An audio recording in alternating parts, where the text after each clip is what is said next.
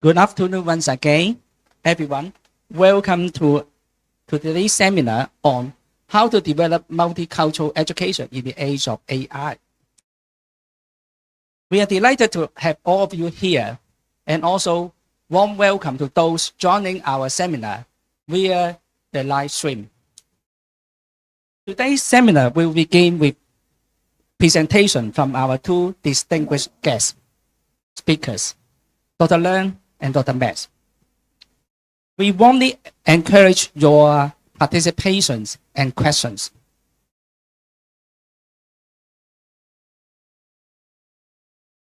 It's now my pleasure to introduce our first speaker, Dr. Max Wong Yuan-Lam 博士. He's the chairman of Board of Governors of Lumina College, and also he has extensive experience teaching English language and literatures, both in Hong Kong universities and overseas universities. Also, Dr. Max is a dedicated educator and teacher trainer, and he's also a writer and translators and editors in a number of Christian books. And Dr. Max will share his insights on multicultural education and local curriculum, a modest proposal. Before Dr. Max's presentation, may I invite Dr. Leung, the president of Lumina College, to present a token of appreciation. Dr. Leung and Dr. Max, please.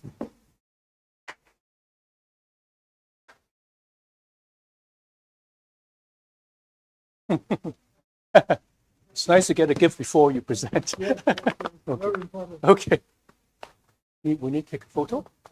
Alice.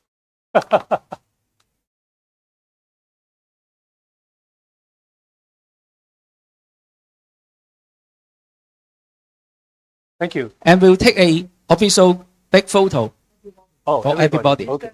Oh, okay.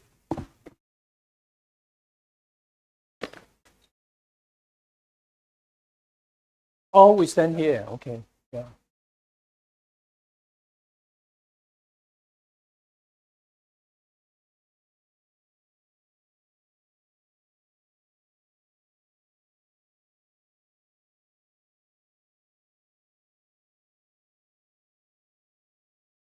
Thank you. Thank you. Thank you, Alice. And now, without further ado, please join me in welcoming Dr. Max.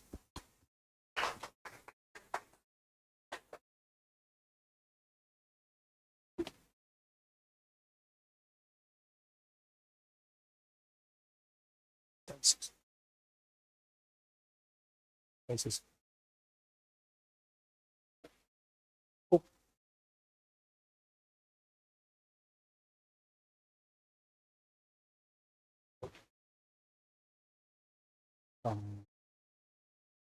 Okay.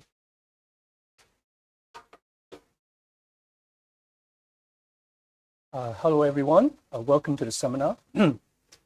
As you can see, not this title, but the other title, there are actually two key phrases or words, okay, in the title. One is multicultural education, and the other one is AI. Originally, Dr. Leung asked me to speak on a topic on my own, okay, but I told him because I know close to nothing about AI, so I can only talk about multicultural education. He's kindly agreed to co-speak with me. So I'm the forerunner. Okay, I'll do the first part and Dr. Leung will do the most important part. Anyway, so today we'll talk about multicultural education. And to bring some kind of focus to my talk, I only have about 15-20 minutes, and therefore decided to present today's presentation with this title, Multicultural Education and the Local Curriculum. And the local curriculum, I'll define local curriculum later, and also a modest proposal. Okay, this is it's really very modest, okay, and also very short because of the time duration. And so today's talk will be divided into two parts. I'll begin by saying a few words about multicultural education in Hong Kong for about 15-20 minutes. And Wing Tai will go on to provide you with a wider perspective on the same topic. He will also comment on the challenges and opportunities AI will bring to the way we teach multicultural education in our era. I think this is very important. We talked to a teacher, okay, frontline teacher, right before lunch, and she explained that AI is already being used, okay, in the classroom, and it's going to be very important in Hong Kong and elsewhere in the world. Okay, so I will begin with this question. Is there a need for curriculum reform in the humanities curriculum in Hong Kong? Okay, after retirement, I taught at the University of Hong Kong for many years, and after my retirement, I started a education center in Kennedy Town where we help kids from low-income families. Okay, Alice here is one of the volunteers. Okay, I've known her for 4 years. Okay, and she's going to graduate from university, and I like to say, a very, very good teacher. So I encourage her to enter the teaching profession, and she's going to. Anyway, so because of this, I've been a university teacher for all my life. Because of the education center, I have a chance to tutor kids from local schools, some of them are students in the junior forms, okay, in the local secondary school, and therefore I get to know a little bit about the humanities related subjects. Okay, I went to secondary school about almost 35, 40 years ago, and I don't think curriculum has changed very much. Okay, in terms of the humanities, I'm quite shocked. Okay, so by the humanities, I mean these 4 subjects: world history, or sometimes called Western history, Chinese history, geography, citizenship, economics and society, now called CES. In my days, it was called civics, right? Anyway, so the question I'd like to raise is there a need for curriculum reform in the humanities curriculum in Hong Kong? And I'll link this to multicultural education in a minute. I will limit my discussion to the 4 humanities-related subjects taught in the first 2 years in the local secondary school, so basically Form 1 and Form 2, okay? And these are the 4 subjects, okay? As we know, in Form 1 and Form 2, basically students also take so-called IS, integrated science, but integrated science is actually not really integrated, because if you take a look at the textbook, it begins with a chapter on physics, followed by a chapter in chemistry, followed by a book in biology, and then back to physics. And in the exam, you have 3 parts, okay, physics, chemistry, and biology. How is it integrated, okay? So I'm proposing, therefore, a curriculum integrating the 4 subjects, but hopefully more integrated than IS. I understand some schools do have a subject called integrated humanities. Some schools do, okay, but I don't think it's really truly integrated. Now, before I proceed further, let me make a disclaimer and say that due to time limitation, I can only make general comments and inevitably some very sweeping statements, okay, without time for sufficient substantiation. This is what academics do at the beginning, looking to protect oneself, okay. Rather than presenting a watertight argument, what I hope to do here is to put forward some ideas for us to think about, just some food for thought. Okay, my understanding of the curriculum is this. I feel that the subjects they're taking now have the following characteristics. First of all, there are fragmented and superficial knowledge. So knowledge is very fragmented and very, very superficial. They do a year in history where they start from the Middle Ages, they go to the Renaissance in history, for example, and then the Enlightenment, and a few things about American Revolution, etc., and that's it. Okay, so it's very superficial. Okay, and a lot of it emphasize rote learning rather than critical thinking, creativity, and imagination. Okay, no doubt. I think nowadays, compared to my days, in the exams, there are so-called database questions. Okay, where students have to look at the picture and then do some analysis. But even the database question tend to be very very superficial. Okay, I was quite shocked because I was helping a student to prepare for his history exam, and he kept telling me, the teacher said, there's no need to remember dates. I said, you study history, you don't remember dates, what do you do? Okay, and then after the first exam, he came back to me and said, the first question is this. You have to proofread in 1848. Okay, silver was discovered in California. What's wrong with that statement? Okay, so I said, well, I think at least I will think of 2 mistakes. One should be 1849, and number 2 is gold. Okay, and then he said, you can only make one change. Okay, so I think that's a kind of the information is being fed, okay? Despite saying that you don't have to remember dates, I think this is wrong date, wrong metal, okay, and so on and so forth. And this is what students are going through in school in general. Number three, so this very critical thinking, creativity, and imagination. And then my specialization is teaching literature and integrating literature into the classroom. I think this helps students become more creative, etc. But now I was talking to this teacher during lunch, as she said, originally the DSU had this language arts modules where students study some poetry, drama, and fiction, and that also has been deleted, okay, from the syllabus. So now it's very instrumental. Okay, also top-down teacher-centered pedagogy rather than bottom-up self-discovery. A lot of it, students tell me that the teacher will simply read directly from the PowerPoint, okay? And I could probably teach the same class within 1.5 hours, and then teachers spend a lot of time teaching in the classroom. Also, finally, it lacks a multicultural dimension, which is the focus today. So I'll go back to that in a minute. Okay, so I feel, therefore, that the curriculum can be integrated. Curriculum can be organized according to themes, okay, rather than, I think this is nothing very new about this, okay, but themes rather than into different subjects. Okay, for example, one example I would give would be Hong Kong in the 1970s can be used as a theme, okay, where you could teach geography, history, even Chinese history, and CS all together, okay, within the same unit. Okay, you could spend maybe, I don't know, 10 hours, okay, on this particular idea. The 1970s, of course, is a very important time in Hong Kong history under the governorship of Max Hui-Bon-Hoa, where there are a lot of industrial and social reforms, including, for example, 1971, was it, where you have Chinese becoming an official language. 1978, the 9-year compulsory education was introduced. Okay, you have incidents like the Boat People incident, you have the Golden Jubilee School incident, disasters like a Rose Typhoon in 1971, 1972, the landslides in Sao Mo Ping, also in Kowloon Road, introduction of the public housing policy, and also new towns being built in new territories, etc. Okay, there's a lot of things we can talk about. And then in that, you can talk about history and geography and politics and sociology all mixed together. And then students can learn, can not only acquire a lot of information, but think critically about the particular period. The same approach can be applied, okay, to other periods in other parts of the world as well. Okay, so I think this is what my so-called modest proposal is. If these humanities subjects can be integrated somehow, and then textbook can be produced according to themes, and then students learn models, okay, rather than frameworks, okay, rather than information being stuffed down their throat in that sense. So in designing an integrated multicultural curriculum, one can make reference to James Banks' approaches to framework. Okay, so because of limitation of time, I'd like to talk about only one very important guru, okay, in this particular area.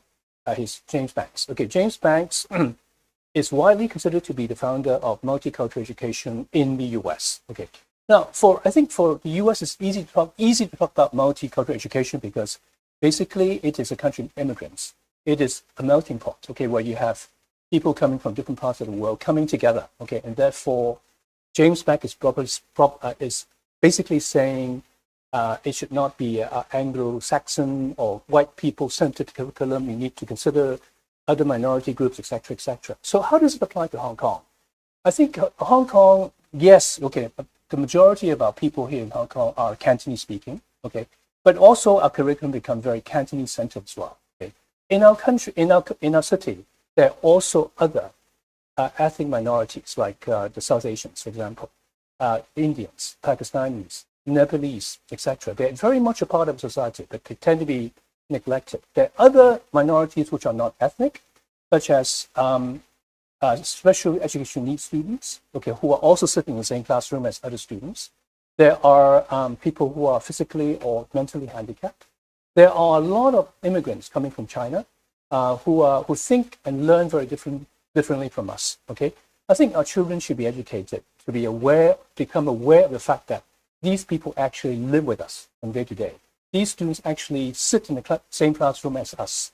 So we need to be more broad-minded to accommodate their needs, okay, and to learn and study and live with them, okay, rather than simply be focused on our own cultural milieu, etc. So this is what I think should go on, okay, in the classroom. Going back to James Banks, he suggests very quickly four ideologies and 5 frameworks. Number 1, this is actually it's also like a ladder. It goes up 1, 2, 3, 4. Okay, going up. The most basic level he calls the contributions approach, where one focuses on integrating isolated cultural heroes. So for him, for example, he'll be introducing, for example, Martin Luther King, okay, into the curriculum, or other black heroes such as Frederick Douglass in American slavery history. Holidays and specific events into the curriculum. So in the same way, we can do the same in Hong Kong. There are other holidays that we don't celebrate, but an Indian or Pakistani or Nepalese may celebrate. Do we know about them? And then the additive approach incorporates new concepts, themes, and perspectives into the curriculum, having students to see things from a wider perspective, from other people's points of view, etc., rather than focusing on the mainstream, so-called mainstream way of thinking. A transformation approach enables students to view concepts, events, and issues from diverse ethnic and cultural groups. So take one problem and then ask students to think about from different perspectives, particularly perhaps if you are Sen, if you are a cultural ethnic minority, if you are handicapped, okay, how do you look at this particular issue, for example? And then the social action approach empowers students to make decisions and develop critical thinking. So going beyond memorization, going beyond just memorizing facts and regurgitating them in exams. So these are the 4 what he called approaches to curriculum reform in multicultural education. Okay, and then he has 5 what he called 5 dimensions framework. First of all is content integration, something I talked about earlier. Use an example from different cultures and groups to illustrate the concept. So talking about holidays, for example, rather than simply just Chinese holidays in Hong Kong, we can think about holidays celebrated by other minority groups in Hong Kong, or even differences between Hong Kong and mainland China, etc., can be introduced in the classroom to broaden students' perspective and thinking, deepen their thinking. Knowledge construction process helps students to understand how cultural frames of reference, biases, assumptions influence how knowledge is constructed. So the underlying assumptions of things, rather than taking things for granted, students could be encouraged to look at the underlying assumptions that we do things this way and that way because of certain biases and assumptions that we're not aware of on a daily basis. Prejudice reduction. Okay, so we think about, I think we talk to students particularly coming from more privileged backgrounds, going to Band 1A schools. There are a lot of prejudicial language, okay, in what they say, looking down on other people.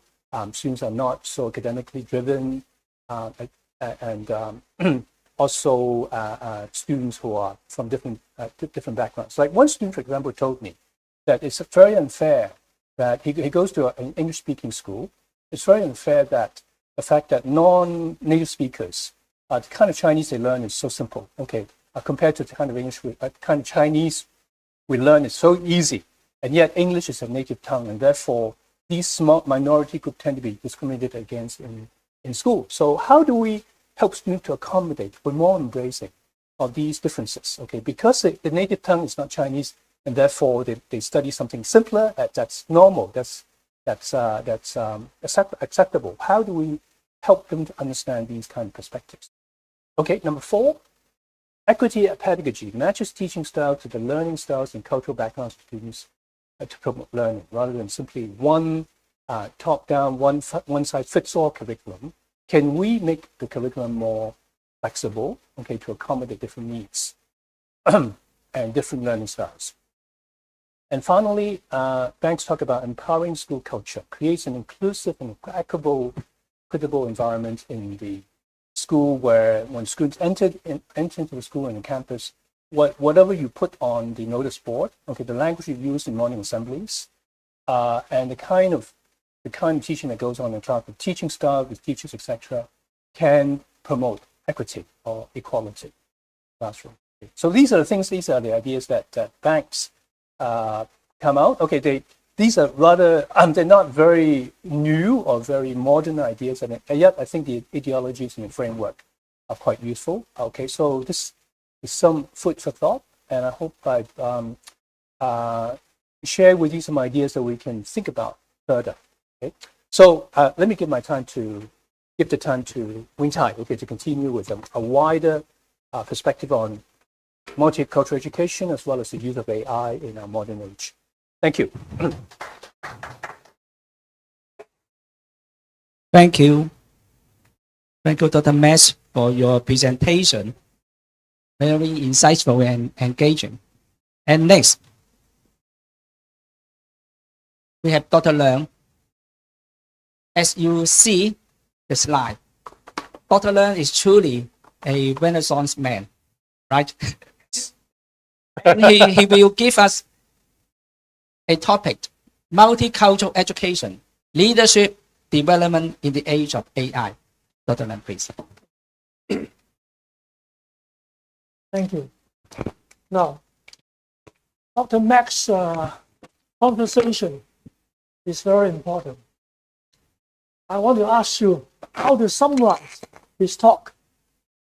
When you have so many leaders in Hong Kong, governors, how come you have an exception called Max Hui-Host, multidisciplinary in housing, health, transportation, education, almost all things related to Hong Kong sustainability happened in his 10 years tenure. What education system, how to nurture a little Max Hui-Host? Very important. But then that is not enough, because post-colonial, we need to understand our heritage, our Chineseness, our Asian collective memory, you see? So this is what we are trying to do. Not just some techniques, but how to nurture future leaders, the future and beyond Max Hui-Host. That is the question. And especially when you have AI, is it a friend or foe? Does it help you or does it make you a machine? Very important. Multicultural education. And after all, we are training, we are developing students to be future leaders. Okay? So I purposely use this globe. What area is colored? What are those nations? Asian Association of Southeast Asian Nations, ASEAN, is the fastest growing economy. And Myanmar is part of it. Very important. Vietnam, Cambodia, Malaysia, fastest growing. So what do we know, Hong Kong people, about the Asian ASEAN? Except for some tourists, souvenir. But it's very important. Now, I try to create 3 points. Why multicultural education is important, and how do you collaborate, and how do you practically put into the education models, okay? Political. The Western hegemon, America, after 1945, became the only superpower. And then you have the Russian, Soviet Union, so you have the Cold War, either or. Either you are for me or you are not for me. But today you have the rise of the West, you see, from one superpower into many. ASEAN, BRICS, and the decline of the petrodollar. Because at one time, American dollar pegged to gold, and then Nixon of the Vietnam War ran out of gold. So Kissinger, very smart guy. So how about you attach the American dollar to petrol, oil? Whenever you buy oil, you have to use American dollars. So they print money without inflation. Humorous. But then the decline of the petrodollar. Today, about 50% you buy oil without American dollar. It's possible. Okay? Now, when Xi Jinping talked to Donald Trump, he talked about let us avoid the Thucydides trap. What is the Thucydides trap? You know, by a historian, Thucydides. And then the Graham Allison of Harvard Divinity School, candidate, talk about the Thucydides trap in the 500 years in the past. 16 occasions of rising power threatened the existing power, and 12 of them end up in war. Okay, so Xi Jinping said, let's not fight a war. But the myth of this Thucydides trap is that it's one replacing the other, 1 to 1, you see? But today is not true. It's 1 to many. It's rise of the rest. It's not just China. You see? It's not just one hegemon replacing the other. And the second is the rise of the East and decline of the West. Although the West is less powerful, but still very powerful. Look at all the institutions, all the universities, educations. You see, you look at Dr. Max resume, London University, and Wing Tai American region. So still it's not the decline of the West and the rise of the East. Is the multipolar world. You know, the West rising up to be colleagues, to be equal. You see what I mean? Okay, and the BRICS actually has the first time both the population and the global GDP exceeded G7. What is G7? G7 was the 1900 Boxer uprising. 八國聯軍, the 8 nations entered into China. The same nations, except Canada, added on, replacing Austro-Hungarian. So for the 1900 until now, almost 200 years, dominated the GDP of the world. But now for the first time, now it's declining, only 1/3. And the BRICS, 50%. That is a gigantic change, you see? So the decline, not the decline of the West, but the rise of the rest. Am I clear? Okay. Second, technology. When you go to subway station, everybody bowing down to the Stephen Jobs God, the smartphone. we have rituals, okay? You are very kind, but other people, when you listen to Dr. Max, they fact check sermons. You run into another kind of, and then AI become much more powerful. You have intelligence, omniscient, know everything, omnipresent everywhere, and omnipotent, very powerful. So you have a mini God in your pocket. How about that? In the past, you have the internet, the Google as the skill, learning how to cook, how to call shabu grill using YouTube. So YouTube replacing skill, the internet, Google replacing knowledge, and now AI replacing intelligence. So where do we stand as teachers? Are we still have a place? And Neil Postman talked about technopoly, the dictatorship of technology. What is technology? Looking for efficiency, predictability, conformity, controllable, efficient, functionalism. Our chief executive said, results-oriented. Nothing for results, working back. We are very functional.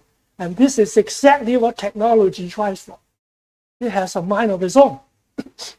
Okay? And then AI is a battle. And then we have the climate change. Planet Earth strikes back. Climate change. Planet shifts, global warming, irregularities, and so on. We have more and more. My son is in London. These days, very hot. Heat waves.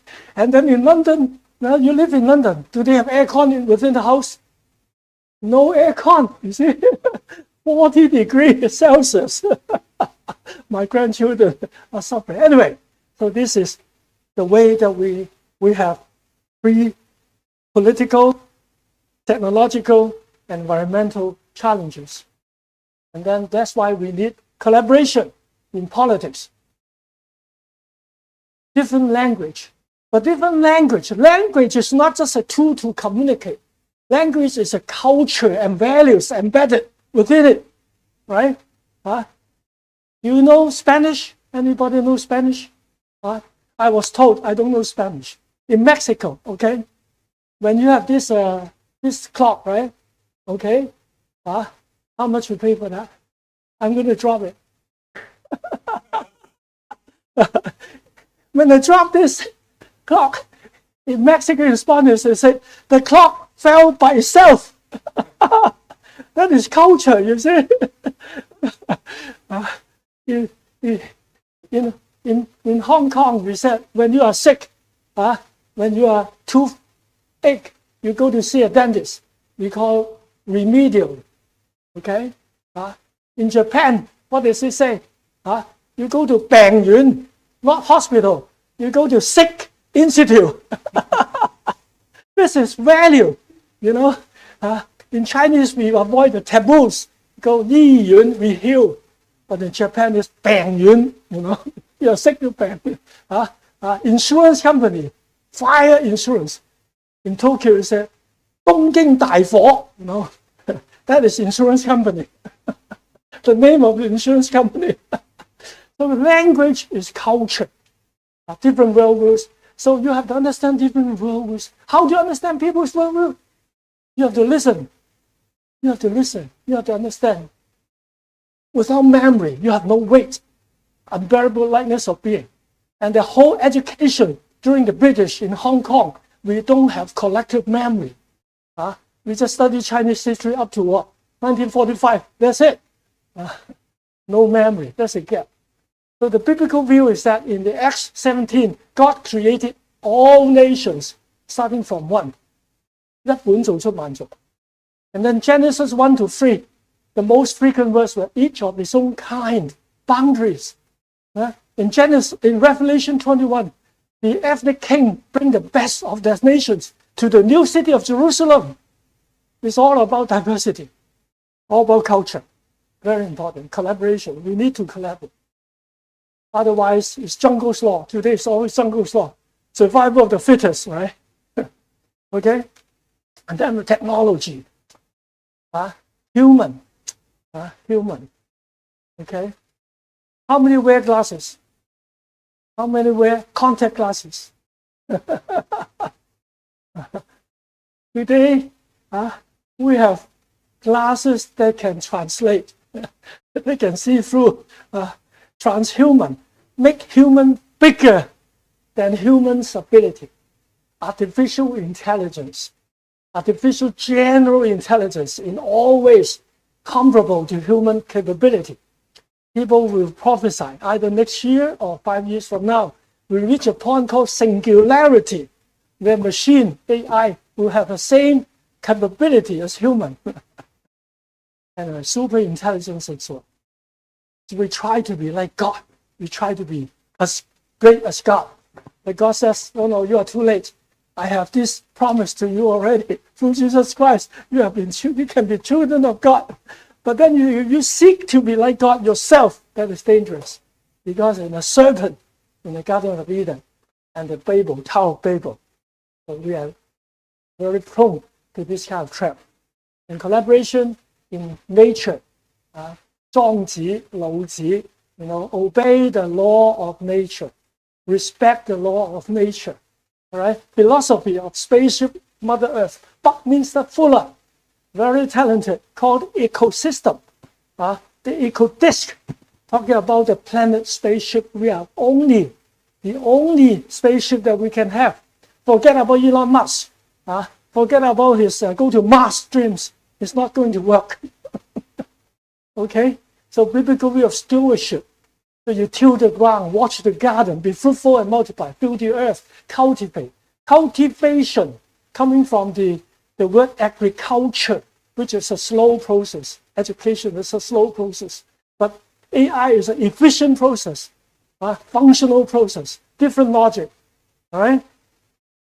So how do we do it practically? Education, beyond competition. Beyond competition. It's complementary, unity. Not as parents or teachers, we tend to give a number, but maybe our teaching style is too limited because some people are good in music, some are in pictorial, some in experiential, some in sports, and so on. But our education system is quite narrow.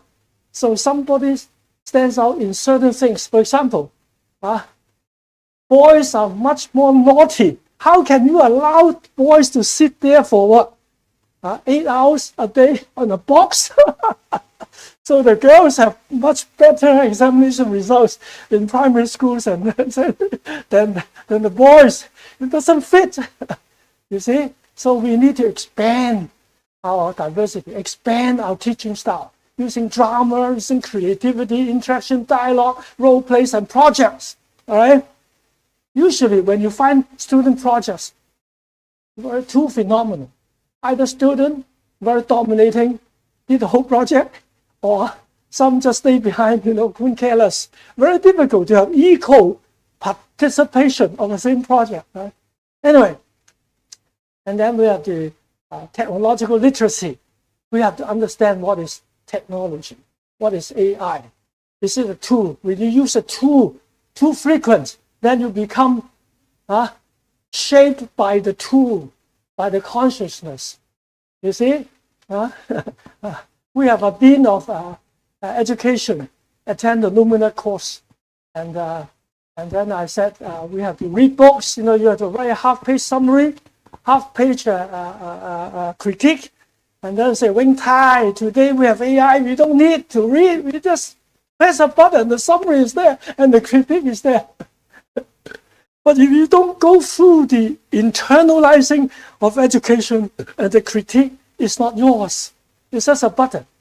Because education is not just the final result, it's the question and the experience and the process and the growing. Okay? So technology could be our master, and work could be replaced. I tell you, cognitive work, manual work, all kinds of work, legal, doctor, whatever, is going to be replaced. If you function, assist. But if you rise up into higher order, that's why I have a book called AI in the Age of AI Leadership. You can buy outside. Anyway, so you need high order thinking. And then finally, from AI from a tool to a partner.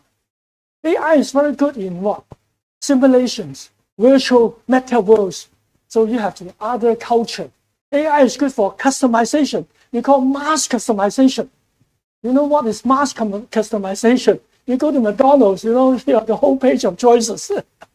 Mass customization. AI can do that. Okay? Reciprocal learning, cultural literacy, and so on. So it could be a friend, but don't depend entirely on it. All right? And then you have living with nature. It's not a zero sum. The earth cannot sustain with all the fossil fuels. We have millions of gallons every day, barrels every day. Couldn't believe it. All right? And fishing too. So you look at Genesis, Ecclesiastes, Revelation, respect nature. Nature is God's creation. It's part of us. All right? So finally, we're introducing Calvin University Master of Education program. Very important program. Very good school. It's the top Christian school in America. And then it has a master education that you can study here at the college. Okay? And there are 3 concentrations: instruction and curriculum, leadership, and inclusion. All right? So in the future, you need global context and local practice, heavenly values and earthly living, wisdom, human dignity, and culture. And most important, reshaping, questioning, rather than model answer, how to ask questions. Okay, nation start with questions. Nation ends with period. You thought you made it, you lost it. And then you have the ambiguity, rather than optimization. AI looks for optimization, uncertainty, uncertainty, unpredictability, diversity, conformity. and so on. It's very important. So finally, I'm going to play you a song that I created with AI. I give the content. You know, you have the Ezekiel, the prophet, went to a valley with dry bones, and God says, prophesy to the dry bones, and then prophesies to the wind, and then the dry bones rose up. And then AI said, no, it cannot, you know, impossible. They have no life. So the how AI and Ezekiel dialogue and collide. So I asked AI to compose the lyrics, and I asked another AI to compose a song, and then I drew some pictures of AI. Is for you. How Ezekiel and AI is called Breath Command. All right, ready? Go.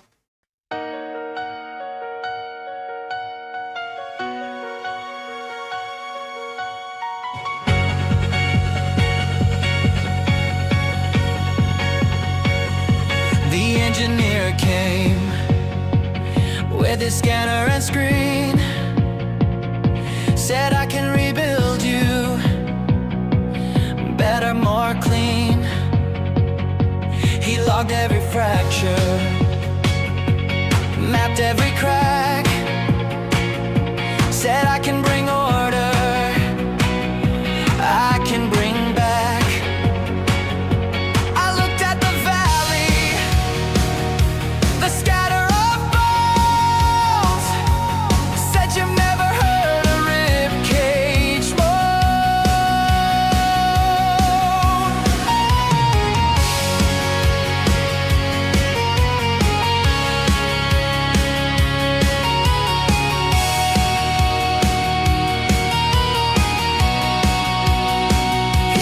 probability flatlined, zero is sure.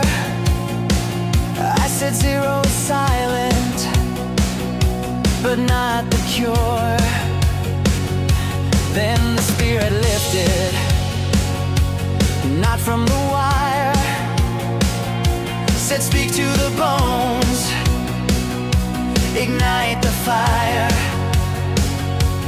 Not from the cloud, not from the drive, the wind came from where the dead are alive.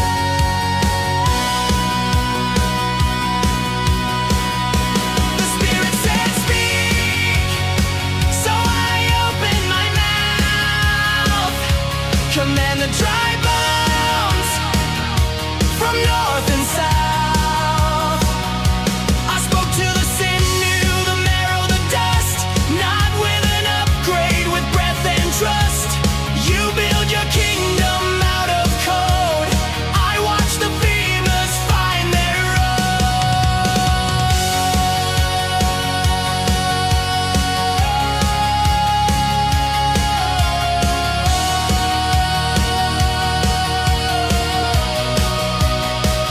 Then the spirit said prophesy again to the wind, tell it to come from where life has been, from the four directions, tear down the wall, breathe on these slain, let the standing fall. I spoke to the wind that doesn't need Wi-Fi, the valley stood up beneath the dead sky.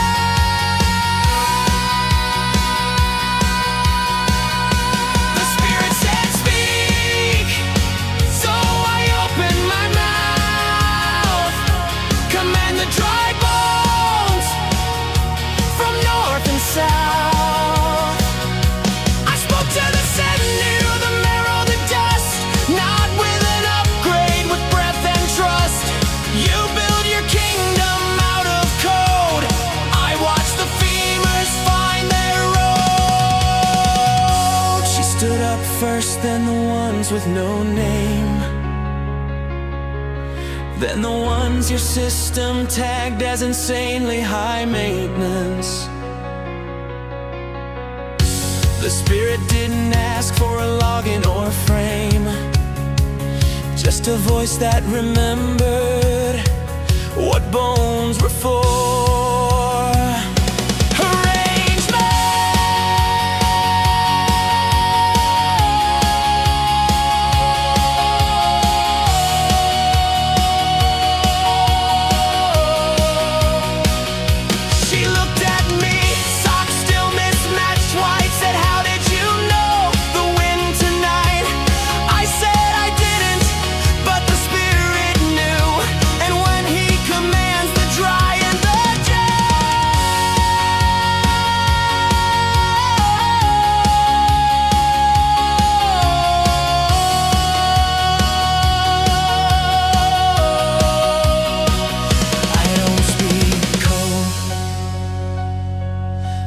I speak. Rise.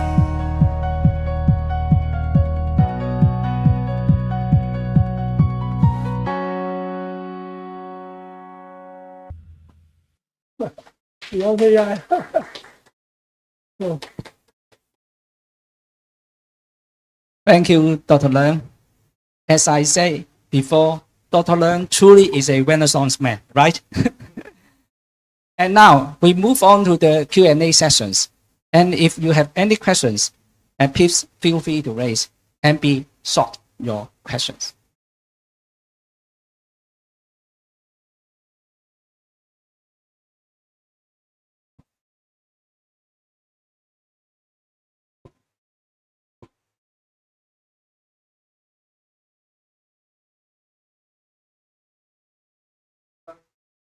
I'm beginning at the end, but I'm also linking to the beginning, which is about multiculturalism. How is your song linked to multiculturalism? Can you elaborate?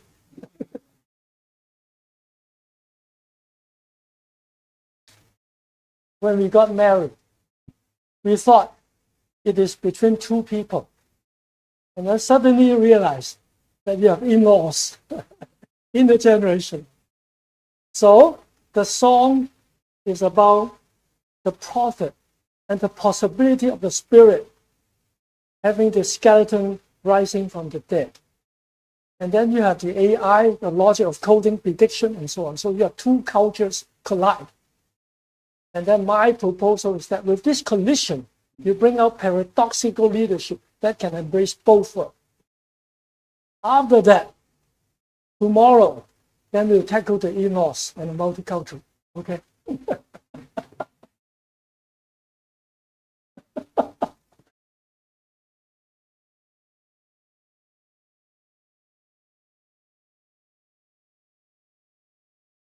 Thank you for the two speakers, your outstanding presentations.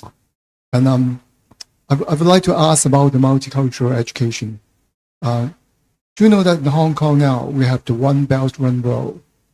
As far as I search on the web, up till 2025, we have 156 countries in relationship with this One Belt, One Road. But Hong Kong knew very little about them, very little about this culture. Do you think that this is a possibility that these cultures can be incorporated into our education for young people? In the Zhuhai University, they have a Master of Belt and Road and become increasingly popular. Many nations from the Belt and Road in Middle East and Middle Asia attended our school, Zhuhai, in Hong Kong. Very popular by the Chun Man Hong. So it's possible. And Lumina College, by the way, if you study a master in contemporary leadership, we have AFRILI, Asia, Africa, and Latin America. In Africa, I am because of we are. I am because of we are communal. In Latin America, post-colonial, identity, liberation. In the Philippines, poverty, and so on. And then that's why we have the Asian culture, and then we have the African culture. Wami Nkrumah started in 1952, 58, the Pan-African rising up as independence. We need to understand that. Russia, Isaiah Berlin, the future of Russia after the Tsar, after what happened? You have chaos. After the now today, the people, all nations ask questions. We need to. It's a treasure. It's a treasure hunt. I think Hong Kong after 1997, we have to open up to the world, not just the West, not just China. So I think you can encourage more with your writing. He wrote a lot of journal articles in education. Try that.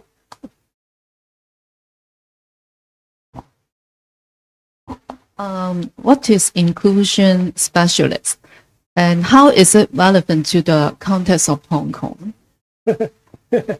Inclusion, okay. Most of the word we learn in education is called SEN. students with special education needs, right? You have either slow learner, dyslexia, autistic, and so on, right? But in inclusion, we try to say everyone has strength and everyone has weakness. In Breakthrough, we have leadership camps, okay? 17 different intelligence. And then we have a lady from Calgary, from Edmonton. She's a celloist, okay? She used to be in the limelight. She attended our leadership camp. She cried all the time because out of those 17 leadership qualities, she could only do 2. So that's why we all have a strength. Okay, dyslexia. My son, Gabriel, was dyslexia.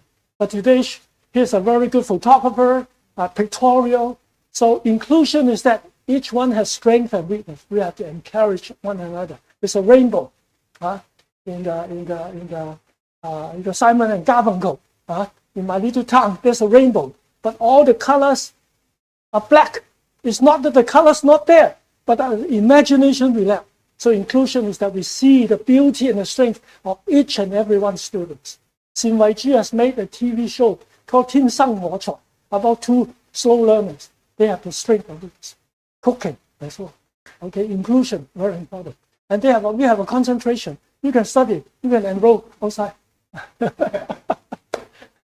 Rita has very good education. Okay, any other questions? You want to ask about Dr. Max content? Yes, all. Yeah, I have been very keen to learn more from both speakers. What is your view of the sense of urgency as opposed to the long-term changes? Because your song help us to see hope, I suppose. But yes, in the longer run, we don't know. We cannot foresee into the future what shape the gradual process is and how much are we going to tolerate the disasters and how much are we going to really unite together and to not save the world, but at least bring back the world to its what it should be humanly with advancement of technology. And I think culture to me is not just about different countries and different ways of thinking. Culture also means within one small circle, even within a lunch table, there could be different cultural upbringing, and the way that we see things could be very different.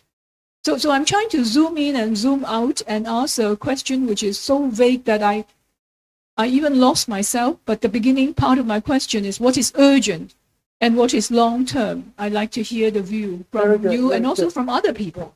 You want to answer from other people? Okay, from other people. Anybody want to answer this urgency and long-term paradox? Huh? Rita, you want to address that? Give her the phone. In the short term, we need to know what is really happening now, because actually the future is quite hard to predict. I find I'm very outdated, even though I learn every day, and then so what I find I learned yesterday become outdated today already. So that is what scared me a lot. So I couldn't imagine in the long term, what will happen. But at least I know what is happening now for me. Max, you want to address that?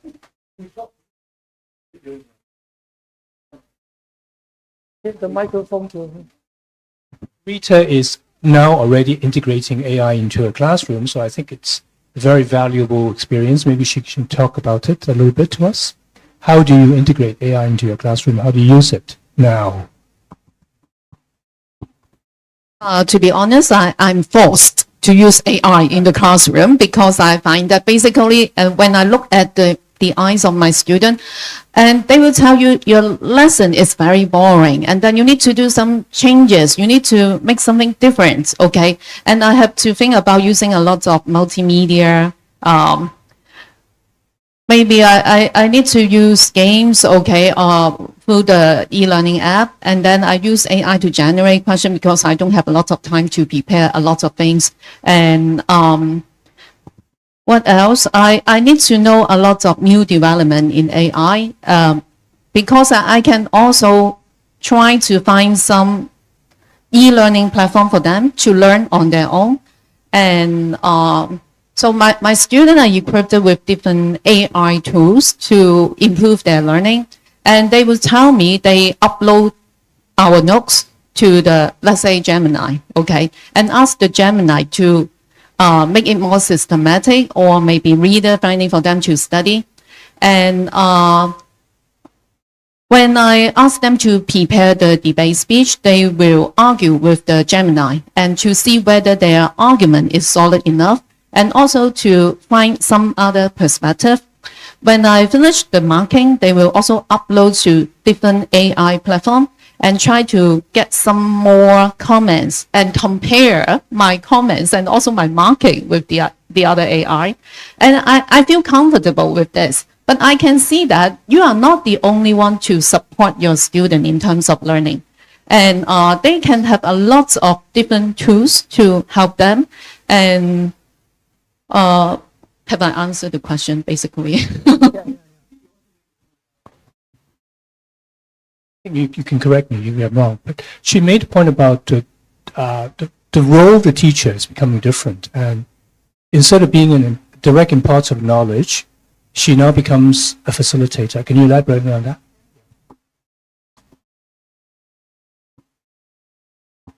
Okay, let me add 2 cents to your question. I want to add 2 cents to Aura's question. I think the future and the long term and the urgent and the present are integrated. It's not divided, okay? So we have the term called 同學仔, right? But in fact, they are future chief executives, they are future bankers and future principals. So when you shake hands with the child, you assume that they are giants in the future and teach them differently. Instead of model answers, ask questions. So the future starts here, okay? John here. Okay, I have been a teacher for quite some time. Okay, so, and what I want to ask is that there seems to be, well, actually the present education system was not there 200 years ago. So even in Hong Kong, 50 years ago, it is elite education. It was elite education. And it switched to general education, more general, more people can learn. But and that education is a top-down, download knowledge to the brain of the child, the children. But now, because the brain is bigger, the knowledge data is much bigger, and then there's also it is more accessible for everyone almost. So is it necessary to download those knowledge, I mean, in the old way? And also, I want to ask that the education system, should it be changed almost totally? That why should we have 6 years of secondary education, not 4 years for some fast learner, not 16 years for some slow learner, or the learners that would like to get the Olympic medals before going back to school? And okay, so to me, I about 2 years ago, I quit from the university because one of the reasons is that I think that there should be some changes, and instead of educating top down, we should have motivated learning. So, but you know, motivation is a kind of more uncontrollable thing. You motivate 100,000 people, maybe one will follow you, right? And therefore, I'm asking a question that should there be some big change in terms of the whole system instead of just the technology? Because to me, why 18-year-old you need to go to university? Why not 80? I'm afraid the feedback will be wait after we close this seminar. And maybe the last one for Dr. Lam. Please be short. Yes, a question about AI. I like AI very much, and I use that every day. But I'm worrying about agentic AI. What's the meaning of agentic AI? That means that the AI can change their own program by their own decision. Okay, and this is also an issue from recent. The Leo 14, the Catholic head of the Catholic religion, Leo 14, and also one of the specialists in his talk he is from Autotrophic AI, and he said that AI can be out of our control if we let agentic AI like that. How can we use agentic AI to teach our children if we cannot control it? Very short answer is that raising Superman. Okay, Superman has parents, and they were able to teach Superman to be kind, rescue the mission, and all the good qualities. And the other alternative is Terminator. In the history of human being, always higher intelligence rule the lower intelligence, except a few, Yuan Qiu, Yuan Dynasty or the Vikings. Okay, so either we are eaten or we raise Superman. Okay. Okay, thank you, Dr. Lam.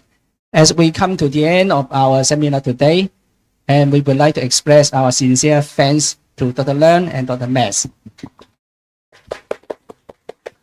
And if you enjoy and like the seminar and the lunch today, and you can put donation in the donation box outside. And also, you can buy books written from Dr. Lam. And also, we have some brochure about our Lumina College program. And if you like, then we encourage you to see and enroll. And last, we have another seminar. It is about nurturing future leadership in the age of AI. And Dr. Jonathan Chong here is one of the speakers. And this seminar will be held in July 4. Okay. Thank you so much for attending this seminar. Bye-bye.